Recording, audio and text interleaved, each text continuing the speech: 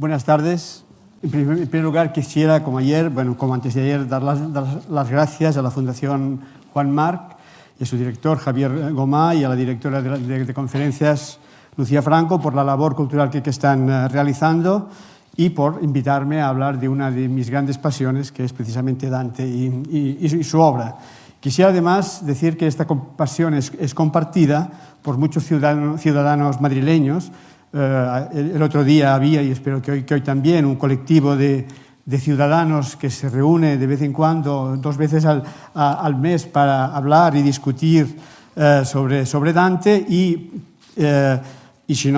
además porque en la Universidad Complutense de Madrid el profesor Carlos López Cortezo creó ya hace muchos años el Seminario de Dantología y la Sociedad Complutense de Dantología, dentro de la cual han salido cosas extraordinarias, como por ejemplo esta revista, Tenzone, y dirigida actualmente por Juan Varela Portas y por Rosario Escrimiere, que nos honra con su presencia aquí, y una colección de libros dedicada exclusivamente a las canciones de Dante. Y además este grupo, junto con los dantistas de Barcelona, van a sacar dentro de muy poco las canciones de Dante en bilingüe para Cal. O sea que, en fin, eso eran unas informaciones para decir que no estamos solos.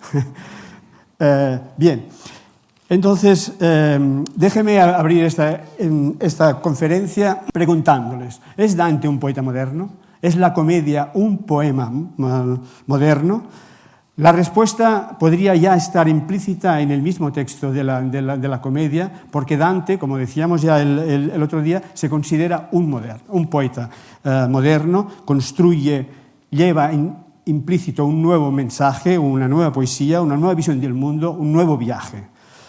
Pero, sin duda alguna, la modernidad la asumimos nosotros, decide el lector actual. Entonces, ¿puede la comedia presentarse como contemporánea a nuestros ojos, a nuestros oídos, a pesar de su alteridad medieval, teológica y, a fin de cuentas, de la dificultad intrínseca que comporta? El lector es quien, en parte, tiene que decidir esto. Les pongo esta cita de Borges, de Kafka y sus precursores, muy conocida por otro lado, porque es precisamente este punto de vista. Es el escritor, podríamos decir, el lector moderno, el que decide, de algún modo, cuáles son sus predecesores.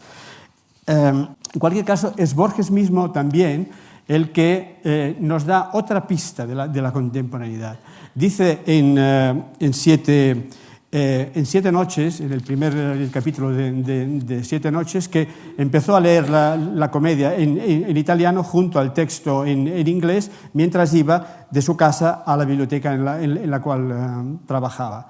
O sea que hay que ver a Borges montado en el tranvía mientras va leyendo en inglés y en italiano, o en italiano, pero hojeando el inglés, y viendo la ciudad de Buenos Aires. Por consiguiente, ven ustedes un autor medieval, un lector moderno, y ahí, pues, la encrucijada en la cual vamos a encontrarnos.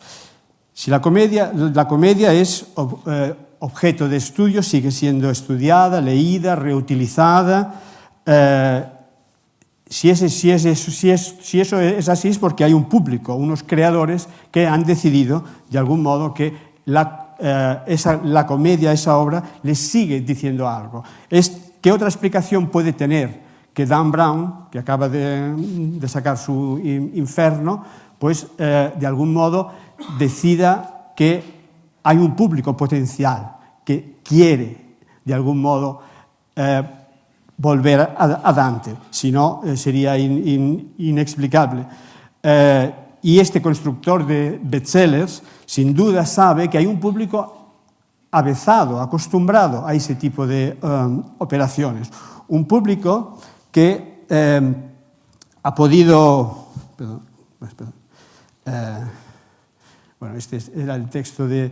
Un público que está acostumbrado a ver este tipo de películas, algunas ya muy antiguas, pero completamente actuales, Apocalypse Now, El silencio de los corderos, Seven, Hannibal, o novelas como la de Cliff Barker y las de Stephen King, o bien las novelas del grupo del Splatterpunk, o bien a consumir cómics o mangas que contienen la historia de Dante.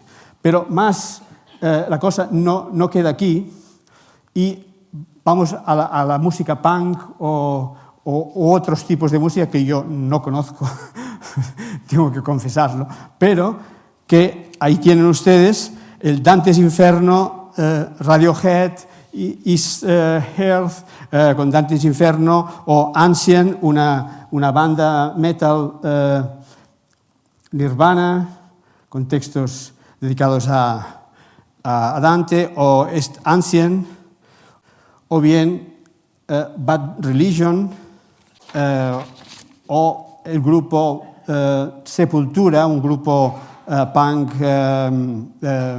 creo que es punk brasiliano, aquí tienen ustedes a Dante en la cubierta mismo, o a la cantante italiana Gianna Nannini, que dedica un disco a la Dolente Pia, que es de Siena, era de Siena, o a Tangerine Dream, un grupo muy conocido, que musicó esta película, que es una de las primeras películas dedicadas a Dante en muda, que es de 1911. Si se oye.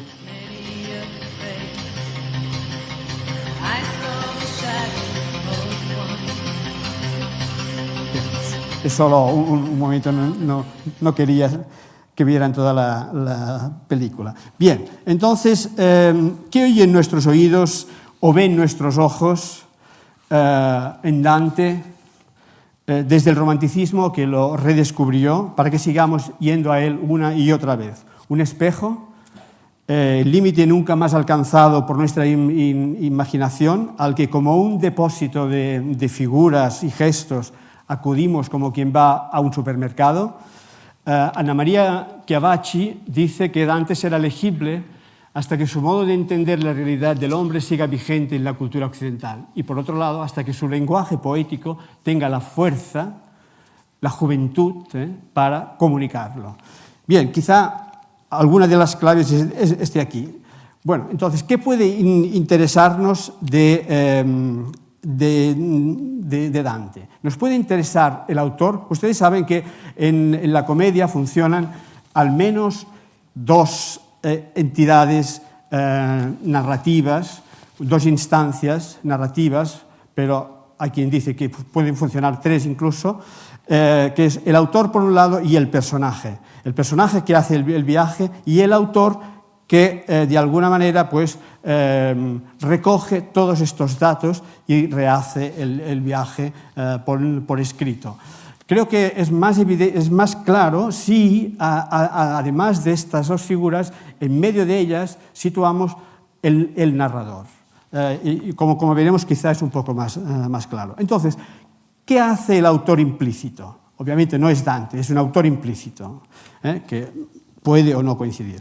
Decide un título complejo, que es Comedia, que él llamaba Comedia, que luego Boccaccio le pareció tan excelsa la operación que decidió llamarla Divina, y luego en el siglo XVI ya quedó como fijado el título. Pero el primer título era Comedia o Comedia, porque precisamente no era una tragedia, en el sentido que empieza mal pero termina bien, hablaba del hombre común y además era en un lenguaje, digamos, coloquial. Y esto es importante. Lenguaje, digamos, el vulgar del que hablaban, ya hablábamos el otro día, que era el lenguaje de la casa, de la tierra, de las mujeres, ¿no? Y en ese lenguaje, en el lenguaje que va a ser el de todos, no el exclusivo de algunos poetas, etc. En última instancia, este autor es el responsable último de todo el viaje, de la dirección ascensional que va a tomar este viaje. La commedia è un trattato, dice al principio, ma per trattar del ben che vi trovai, dirò le altre cose que vi ho scorte. Es decir, es un tratado de lo que ha visto, un tratado de ese viaje ascensional. Este autor es responsable de la coherencia interna del mundo ficcional, es el creador de la estructura simbólico-numérica, basada en el 3 y en el 10, el terceto, las tres cánticas, el terceto encadenado de endecasílabos, las tres cánticas, el simbolismo trinitario que hay en la base, que afecta también en negativo al mal. Por ejemplo, las tres bestias con que Dante se encuentra al principio de la comedia. Los 9 círculos del infierno, las 7 cornisas del purgatorio, más 2 cantos, los 9 cielos del paraíso, más el empirio, que hacen 10, y los 100 cantos, 10 por 10. Todo esto lo configura este autor. Dante, como sabéis, quien ha metido un poco, quien ha leído, se ha informado un poquitín, es un geómetra. Tiene de hecho, la estructura que tiene la exposición de Paul Klee podría también aplicarse a Dante. Ritmo, en fin, estructura, arquitectura, color, son cosas que podríamos aplicar también a Dante. Dante es un geómetra y se pinta como tal en Paraíso 33. Aquí tenemos la cosmología. En este viaje funcionan muy fuertemente las coordenadas alto, bajo, horizontal, vertical. Ordenan el poema y a los habitantes que viven en él. Un solo ejemplo, la diferencia esencial entre Ulises y el viaje de Ulises y el viaje de Dante. El viaje de Ulises es horizontal, es sobre el mar y se estalla, termina al pie del purgatorio, donde muere Ulises, naufraga. Un naufragio en plena regla. El de Dante es vertical y termina en la gloria y luego vuelve para contarlo. En fin, es responsable de la cosmología del inframundo. El infierno es un embudo cuya boca grande está a los pies debajo de Jerusalén y termina en el centro de la tierra. Es el enorme agujero que creó Lucifer al caer, ¿no? Como la caída de los ángeles malvados. La montaña del purgatorio se creó precisamente a partir de los restos de la tierra que desplazó esta caída, y entonces se formó el purgatorio. Al purgatorio ascienden Virgilio y Dante a partir de un túnel al cual llegan a que luego van a encontrar el jardín edénico. El paraíso, en cambio, obedece a las reglas. Este es el purgatorio y este es el paraíso. En realidad, a las reglas de Ptolomeo. En realidad es muy complejo, representar el purgatorio. Todas las representaciones son de este tipo. Hay un libro que publicó Siruela, magnífico, que se llama La mirada de Beatriz, de Papapievicii. Es un físico rumeno, muy importante, creo, en Rumanía, que acaba, haciendo un teorema cuántico para contar cómo se engarza Dios con los cielos y con el mundo. Yo no me atrevo ni a reproducirles el nombre, o sea que, porque lo leí con mucho gusto, pero al final no entendía nada. No soy físico, es teoría, es decir, física cuántica pura. Pero vamos, parece ser, explica, o sea que este dibujo no funciona, esto está claro, porque este Dios que está ahí tiene que comprender y ser comprendido. En fin, dejémoslo aquí. Este autor es responsable de la visión y de la ficción. Es responsable además del mecanismo de las condenas y de las salvaciones. El contrapaso, los pecados capitales. Es además, es un autor que hace gala, que se ha preparado, y ya lo hemos visto, intensamente con lecturas filosóficas para enfrentarse a ese tema. Es un autor que ha escogido los incontables recursos lingüísticos que a nosotros nos abruman y nos entusiasman muchísimas veces.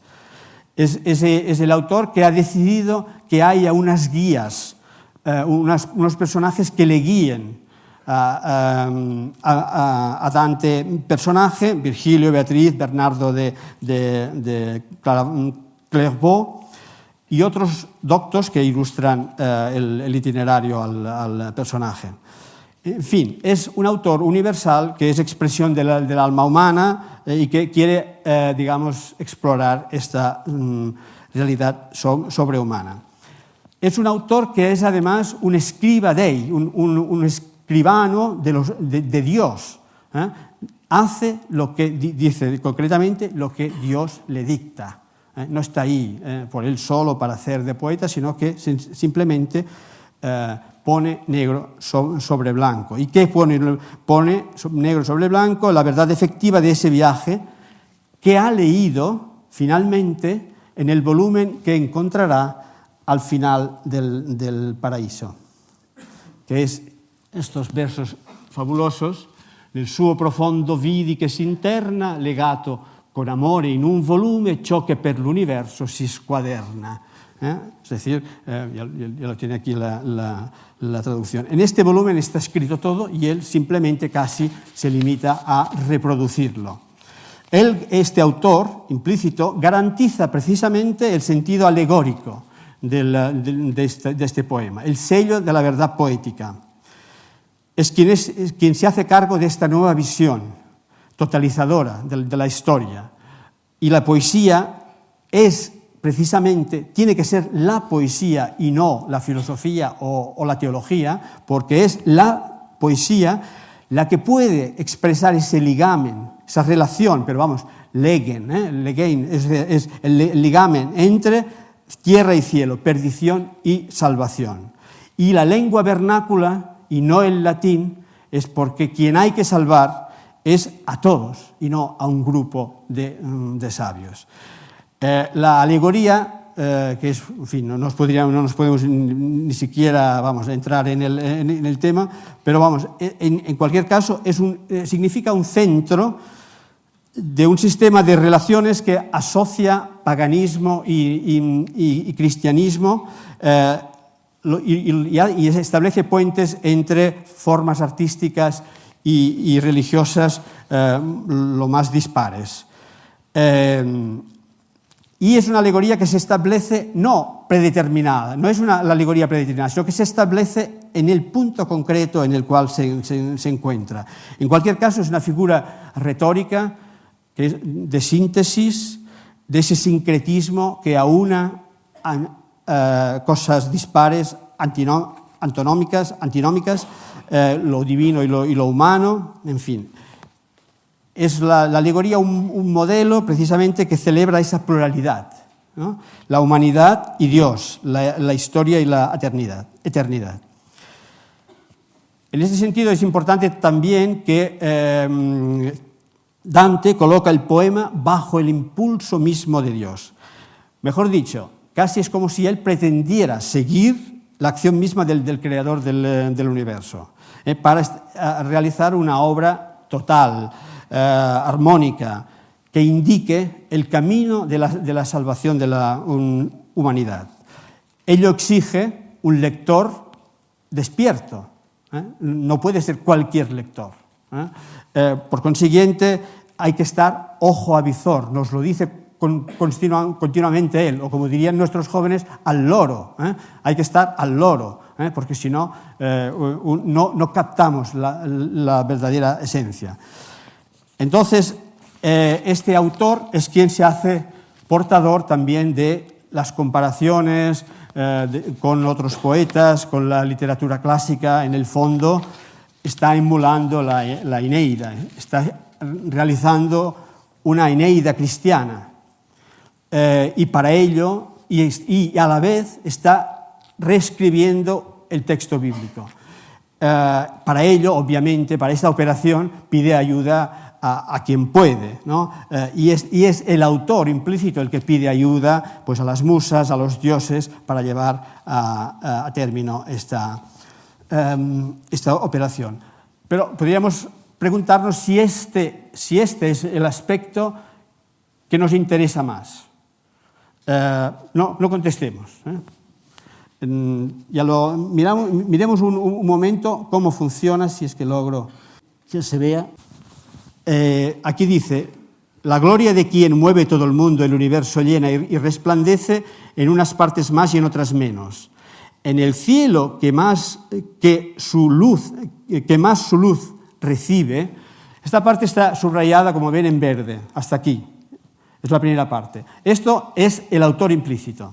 En cambio, fíjense ustedes el cambio. Estuve y vi unas cosas que no puede ni sabe repetir quien de allí baja. Esta parte, puede haber un extremo, pero vamos, toda esta parte que está en amarillo y en azul sería este narrador, que ha vuelto, el personaje que ha vuelto y empieza a escribir. En fin, son algunas cosas más, pero como se ve poco, lo dejamos. Pero ahora se ve un poco más, ¿no? Pero no es suficiente. Bueno, nos interesa, a nosotros nos interesa más el narrador, que cuenta lo que en un pasado más o menos próximo vio. El narrador, el papel principal del narrador es contar la gesta del peregrino. Aporta en este sentido, pues, el bagaje de la novela de la época, Chrétien de Troyes, de la novela alegórica, el Roman de la Rose, sin olvidar el empleo de diálogos, es decir, de mecanismos miméticos, con los cuales el lector tiene la sensación de estar viendo, de estar presente en la acción que se desarrolla ahí. Está claro que el autor, como hemos visto, se sitúa muy por encima, pero muy por encima del lector. Le está siempre diciendo: ojo, que te vas a perder, ojo, que te vas a perder, al loro, como les decía antes, porque que te vas a perder. El narrador, en cambio, está casi a la misma altura, está informando, está intentando decir todo lo que puede del peregrino, del viaje del peregrino. De ahí que seguramente ya podemos decir que, que los lectores están más cerca. El lector moderno está mucho más cerca del narrador. Pero entonces será con el protagonista y su viaje con quien encontraremos, con quien estará más claro nuestro interés. El protagonista, recordemos, Dante protagonista, lleva a cabo un viaje que dura 6 días. Empieza un Viernes Santo, el aniversario de la muerte de Cristo. El 25 de marzo hay quien dice el 7, el 8, en fin, hay un debate sobre esto, pero en cualquier caso, el año del jubileo proclamado por Bonifacio VIII, que ya saben ustedes que no era precisamente un amigo de Dante. Y el peregrino es un viator que atraviesa en su verdadero jubileo, y lo recalca: este es el jubileo, no el de Bonifacio. Y en ese jubileo atraviesa los reinos de la muerte. Los reinos de la muerte que van en esa dirección ascensional, del pecado a la redención, de la selva oscura al paraíso, de la perdida senda a la verace vía, que es Cristo, para adquirir precisamente en esa imitatio Christi el conocimiento necesario para oponerse al mal, ¿no? Y realizar de este modo el programa para el cual ha sido creado el hombre, que es la felicidad en la tierra y la contemplación de las cosas divinas. Dios lo ha escogido. Él, si se acuerdan, el pasado día decíamos que Él se siente un escogido. Pues Dios lo ha escogido, se lo dice Beatriz y Cachagüida, se lo dicen ellos dos, para que pueda conocer personalmente el más allá y dar cumplida cuenta, ¿se acuerdan que se llama Dante? Porque tiene que dar, de lo que allí ha visto. Pero ojo, este es un viaje que nos lo avisa constantemente Dante, es doloroso, cansado, lleno de subidas y bajadas, éxtasis y desmayos, para finalmente poder ser capax Dei, capaces pues de entrar en ese misterio divino. Él usa neologismos extraordinarios, que algunos traductores, por ejemplo Crespo, los reproduce, otros no. Por ejemplo, inventarsi, es decir, entrar en el vientre de la divinidad, o bien inluiarsi, es decir, convertirse en él, Elohim, o infuturarsi, es decir, hacerse futuro. O sea, es impresionante. Su viaje, obviamente, entonces el lector vive todo eso como en primera persona, lo asiste. Los ojos de Dante son los ojos del lector, o al revés. Las vivencias de uno son las vivencias del otro. Y obviamente su viaje no puede ser el de Ulises, porque tiene que volver, tiene que escribir.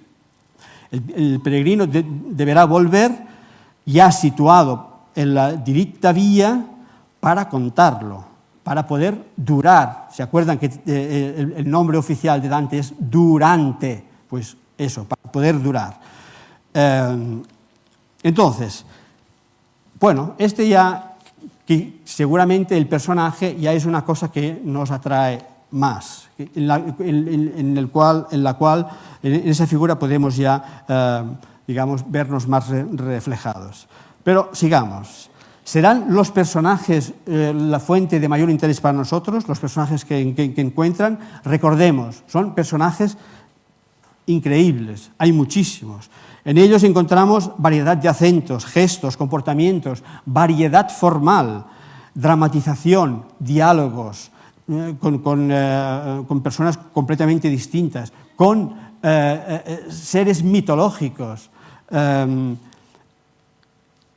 Se les ve en su condición histórica, en su significado alegórico, cuya función es precisamente la de revelar ese verdadero estado de las almas después de la muerte, es decir, su significado escatológico.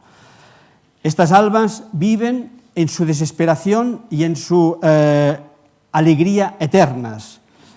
El poeta, sin embargo, no representa su historia, sino que nos las dibuja en un instante preciso, el más simbólico posible. Dice en Infierno 14:51, cual io fui vivo, tal son morto. Es decir, como fui de vivo, ahora soy de muerto. Ya supongo que han tenido tiempo de leer el texto de Borges, que precisamente destaca esta extraordinaria capacidad que tiene Dante para decir poquísimo, en una palabra, en una frase, en dos tercetos, mucho más que esto presenta un grave problema, porque si no se entiende perfectamente eso, que hay que recurrir al enorme aparato, o bien a Dante le bastaba eso, es decir, este gesto, esta forma tan sintética. Necesitamos, para leer a Dante, acudir a las ediciones críticas llenas de notas. Este es un problema. En fin, son personajes que de tan bien hechos parecen naturales, sin embargo son fruto del arte de Dante. Con ellos, ¿qué pretende Dante? Pues dar una visión lo más amplia y universal posible del hombre y de su destino. En realidad estamos ante un gran teatro de la memoria, está toda su memoria ahí, toda su memoria vital. Ya el otro día decíamos guerras, enfrentamientos, luchas, pequeñas historias, está toda su memoria literaria, artística, bíblica, personal, política, está la memoria de la entera humanidad, antigua y moderna. Por ejemplo, hallamos, son más o menos unos 350 personajes los que se hallan en la comedia, personas identificables, algunos son simplemente un nombre, otros un poco más, Paris, por ejemplo, Paris, o en cambio otros ocupan mucho más. 137 en el infierno, 110 en el purgatorio y 127 en el paraíso. Evidentemente los que dialogan con Dante son una cifra mucho menor. Pero esto es lo importante. Voy a pasarles muy rápidamente algunos. Este es Caronte, de Luca Signorelli. Este es el principio de la comedia con las tres bestias, ¿no? Y esto es una pintura una pintura de Blake, un dibujo de Blake. Este es un manuscrito precioso que reproduce precisamente el canto quinto del infierno. Este es Koch, un alemán, un nazareno alemán que está aquí con Gerión. Este es Rodin, con Ugolino, de la Gherardesca. Bueno, creo que había otro, pero quizás no lo he ligado. Bueno, estaba Dalí, pero no lo he ligado. Bueno. Y Botticelli, lo siento. En fin, esto es un texto que les aconsejo. Este libro es extraordinario, de Auerbach, para entrar en el mundo de Dante. Bueno, en fin, dice esto, que quizá no hace falta leer, y se lo leerán ustedes con calma, pero ahí dice exactamente esta misma cosa. Este carácter terrenal, concreto, esa figura que necesita él para luego acceder a la alegoría. Pero esa figura tiene que digamos, afectar nuestra sensibilidad.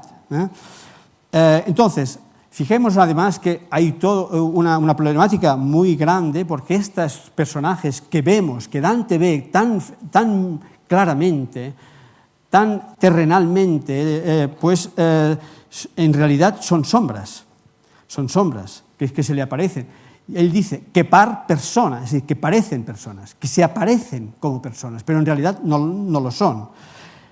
Dios le ha otorgado esa posibilidad de verlos. Sin esa posibilidad, él no lo hubiera visto y nosotros no estaríamos leyendo la comedia. Entonces, y gracias al hecho de que están muertos, han adquirido valor. No son puros engaños, no son ficciones, son sombras vivas que nos están diciendo algo muy concreto y que Dante aviva con su maestría. En realidad, Dante, y lo dice, por ejemplo, en Purgatorio 10, 11 y 12, pues es un pintor de sombras, es un escultor de sombras, es el mayor escultor en palabras que los mayores escultores y los ilustradores de la época. Esto es lo que nos dice en Purgatorio 10, 11, 12. Sin embargo, son sombras sin sombra, no es un juego de palabras, son sombras sin sombra. Nadie en ese mundo, en este inframundo, tiene sombra. ¿Quién tiene sombra? Dante, y horroriza esas sombras. Dante, con su sombra, horroriza a las sombras, porque dicen, ¿cómo? Tú estás vivo. La sombra es el reconocimiento de que alguien está vivo y que hace un vivo por esos mundos. Esto es importante. Y con esas sombras, el personaje entra en contacto. ¿Por qué entra en contacto? ¿Por qué tiene esta simpatía para con los personajes? Porque él es, en parte, como diría Petrarca, también esos personajes. Es o ha sido Francesca da Rimini, es o ha sido Ulises, es o ha sido Pierre de Levigne, es o ha sido Arnaud Daniel, etc. Y ellos representan alguna de las direcciones que su alma perdida que su destino hubiese podido tomar y que no ha tomado gracias a las divinas mediadoras, es decir, a Lucia, Beatrice y y María. En fin, voy a pasar muy por encima para no alargarme. Por esto, en fin, esto lo hace, esto es un poco demasiado técnico quizá, pero en fin, lo hace a través de, digamos, de unas premisas, digamos, de retórica clásica, que son esto. Regla de concreción, la regla de la visualización, la regla de la configuración topográfica, es decir, situar perfectamente las cosas, la regla de la localización también, dónde estaban, qué hacían en ese momento, en fin, cómo hay que verlas, imaginar todos estos lugares, la regla del itinerario mnemónico, es decir, la memoria, la función de la memoria. Todas estas son, es un viaje, la comedia, a través de una serie infinita de imágenes de la memoria. La comedia no es solo una memoria de las cosas, sino también, y particularmente, pero también es memoria de las palabras. Constituye, habrán ustedes visto, si pueden leer en italiano, si lo han podido leer en italiano, que se trata de una enciclopedia enorme de modulaciones lingüísticas y estilísticas las más variadas posibles, y que recoge una gran cantidad de material lingüístico del que él disponía, idiomas, dialectos distintos, arcaísmos, coloquialismos, neologismos, les he citado antes, infuturarsi, etcétera, inluiarsi, que son imposibles, son creaciones puras, lingüísticas, que dan precisamente, una vez más, este sentido de la variedad de la vida, que se encuentra en la base misma de la visión poética e ideológica de la comedia. Esta retórica elástica y no tan rígida la aprendió obviamente en Cicerón, Horacio, Agustín, Quintiliano, y en Cicerón, en la Eneida, en las Geórgicas, en las Bucólicas, pero también en la Biblia mismo. Todos ellos constituyeron, digamos, las bases sobre las cuales él construye ese poema mixto para dar cuenta de la enorme variedad, para hacer esta síntesis de todo lo posible, de todo el mundo posible, a través casi siempre del símil. El símil es una figura principal, importantísima, capital, y con toda la gama infinita de formas que tiene. Algunos estudios, en fin, han analizado esta memoria verborum, es decir, esta memoria de las voces. Por ejemplo, es importantísimo, y la próxima vez que lean la comedia, pues fíjense, tiene que ser en italiano, porque si no, no funciona, las correspondencias, las simetrías, las reiteraciones, las alusiones intertextuales, en fin, que no pueden no ser voluntarias, no son fruto del azar, son, en una parte importante al menos, son voluntarias. No olvidemos, por ejemplo, que hay algunas cosas que él ha decidido poner en aquel lugar concreto. Por ejemplo, en los cantos 6 y 7 de todas las cánticas, de las 3 cánticas, son de tema político. En tanto, ahí vamos a encontrar el tema político. Por consiguiente, se repiten algunas cosas ahí. En los cantos 15 y 16, en cambio, se va a hablar de los grandes principios ético-políticos. Por ejemplo, Brunetto Latini, etcétera, etcétera. No me alargo. En fin, Florencia es algo que se va repitiendo a lo largo de toda la comedia, pero principalmente en Purgatorio 14 y en Purgatorio 22. En fin, por ejemplo, es interesantísimo desde ese sentido la contraposición entre Dante y Cavalcanti, su gran amigo, pero también su gran problema, que encontramos al padre, pero vamos, también citado Guido Cavalcanti, y Ulises. Son, digamos, a distintos niveles los antagonistas, por decir algo. Es más, parece como si, digamos, el mundo que está dibujando Dante es en radical contraposición al mundo cavalcantiano y al mundo de Ulises, del Ulises de la Odisea. Recordemos que no es el Ulises de la Odisea que conocemos hoy, es un Ulises que no vuelve, es el Ulises del Nostos. Quizá es de la última parte de la Odisea, eso ya, es decir, el que muere a los pies del purgatorio.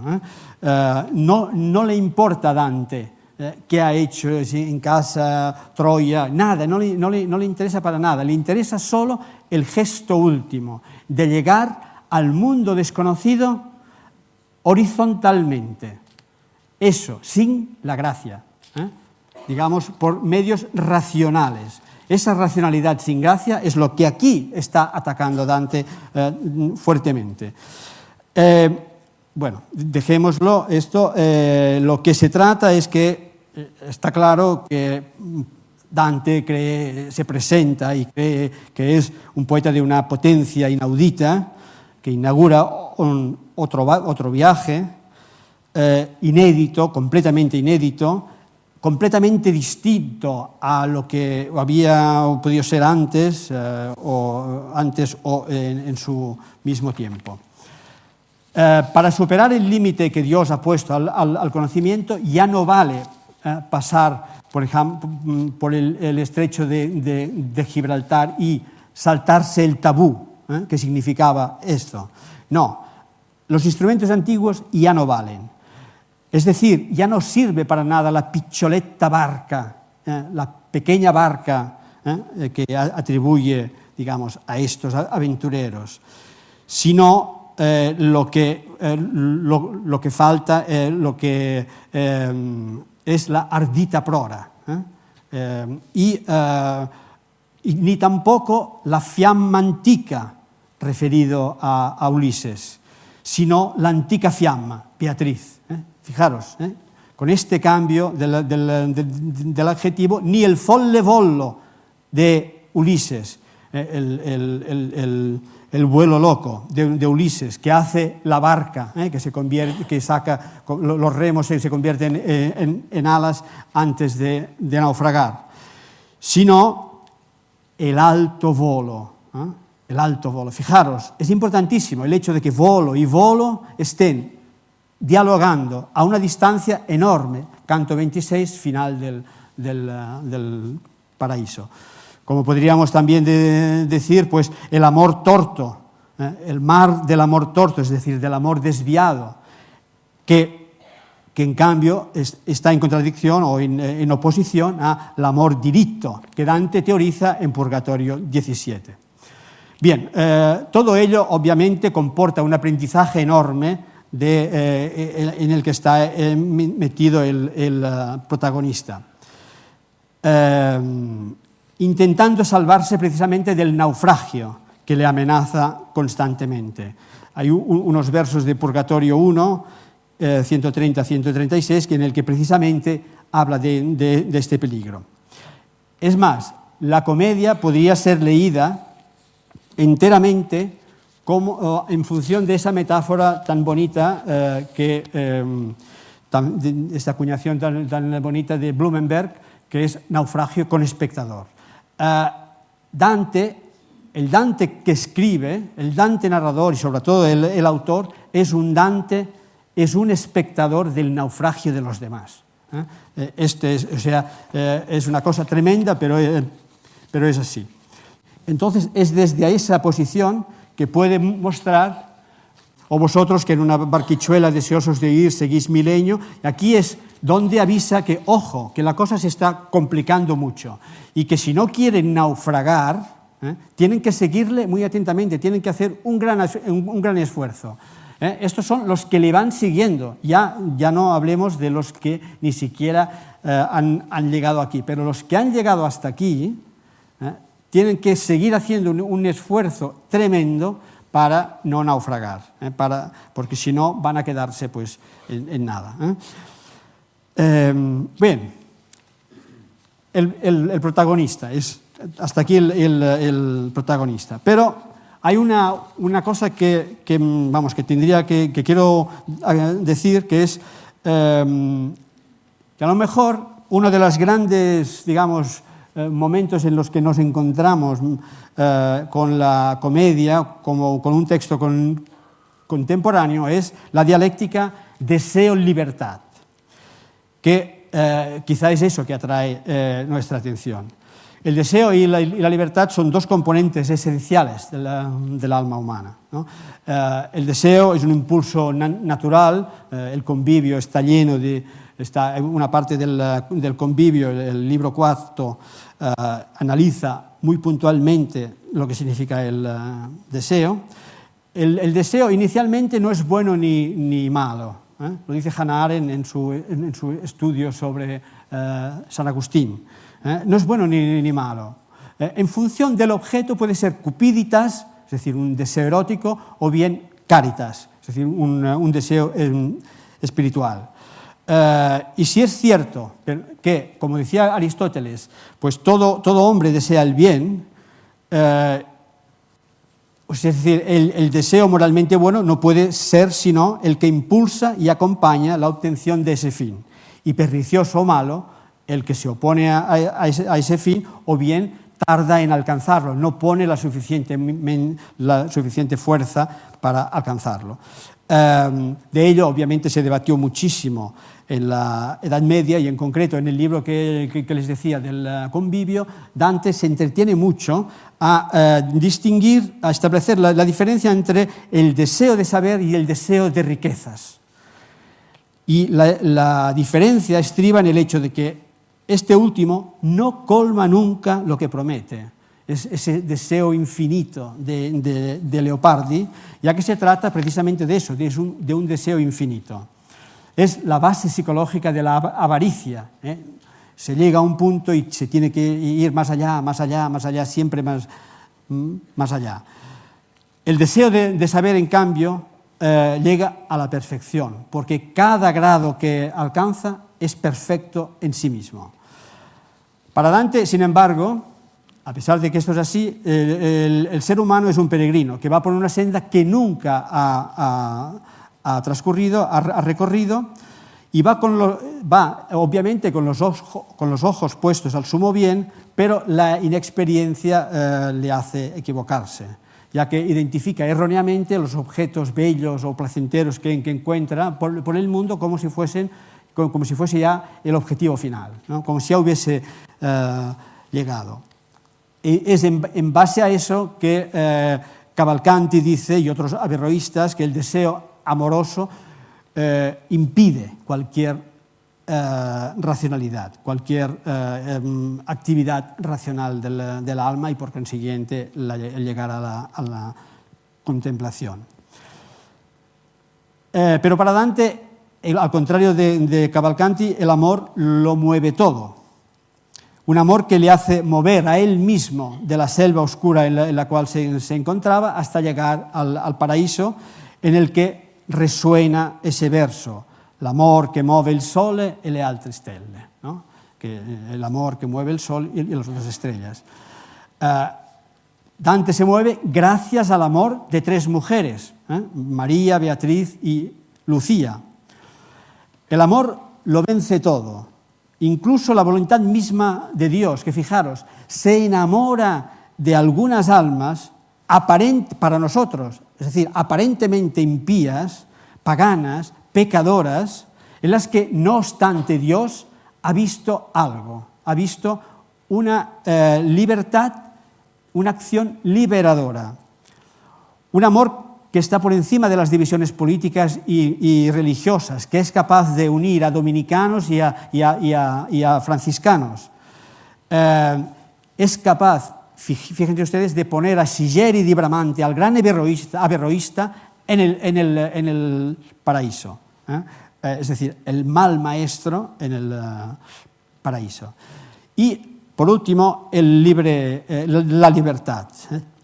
La libertad es el mayor regalo que Dios ha dado al hombre. Se equivocaría, en cambio, quien de ustedes pensara que para Dante ser libre equivale a poder, es decir, a poder pararse en cualquier sitio y como a uno le dé la gana, ¿no? en ese camino hacia la divinidad.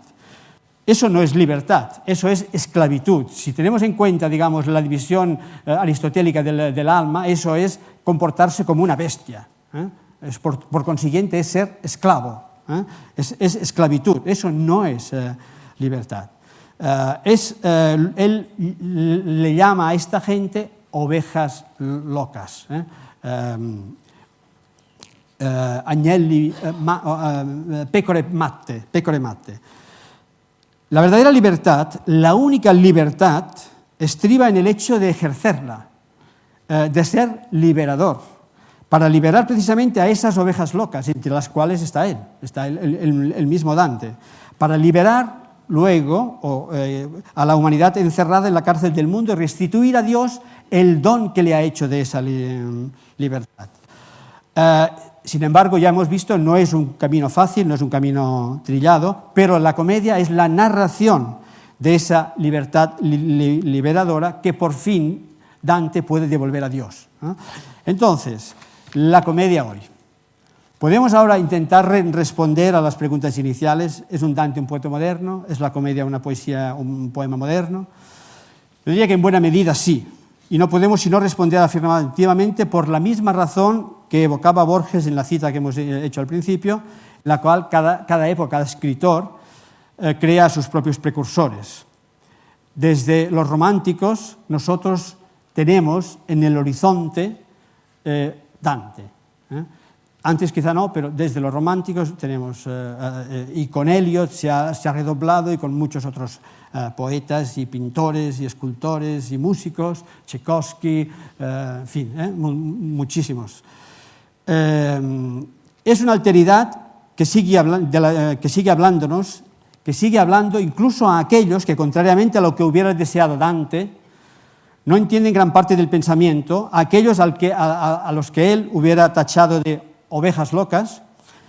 Es cierto que tal vez no entendamos completamente los discursos del autor implícito, que lo usemos a despropósito y que ni siquiera nos preocupe mucho la salvación eterna. Sin embargo, estas son las cosas que yo creo por las cuales releemos, vamos a Dante. ¿Qué decir de las relaciones entre libertad y responsabilidad individual y entre libertad y deseo? ¿Qué decir de su viaje visión al corazón de tiniebla, o a la tiniebla misma, de las dudas y zozobras del protagonista, de las almas vivas entalladas en palabras esculpidas, de la plasticidad increíble de los escenarios y los encuentros, de la síntesis perfecta de historia y trascendencia de los no pocos momentos de delicadez, como subraya Borges, y horror, delicadez y horror, de la música de sus palabras y versos. Es evidente que nuestra contemporaneidad, a pesar de los usos gratuitos y a veces completamente locos o si no obscenos de su mundo, aunque no es poco sintomático de nuestro mundo, haya en esa obra espacio para reconocerse, quizá y desgraciadamente, sobre todo en sus horrores. ¿Recordáis las palabras de Kurtz en El corazón de tiniebla de Conrad o en su vertiente cinematográfica de Coppola, Apocalypse Now? Horror, horror. Y menos en las dichas o alegrías. A pesar de que puede haber dicha en el corazón del horror. Lo sabía bien Primo Levi. ¿No? Primo Levi, el autor de Si esto es un hombre, texto en el que cuenta su vida transcurrida en el campo de exterminio de Auschwitz, lo sabía bien porque en uno de esos límites extremos de eso que llamamos vida humana, antes de convertirse en bestialidad pura, en que los nazis habían transformado a una parte importante de la humanidad, en ese preciso instante los ojos de Levi brillan de alegría, porque aún puede recordar unos versos de Dante, los que pronuncia precisamente Ulises en el canto 26 del infierno, en que recuerda a su población, a su tripulación, que nati non foste per viver come bruti, ma per seguir virtude e conoscenza. Es decir, no habéis nacido para vivir como salvajes, sino para seguir virtud y conocimiento. Si Dante y la comedia no son contemporáneos, es porque aún nos ayudan a escudriñar las tinieblas y las luces de nuestras almas. En eso pocos le ganan. Gracias.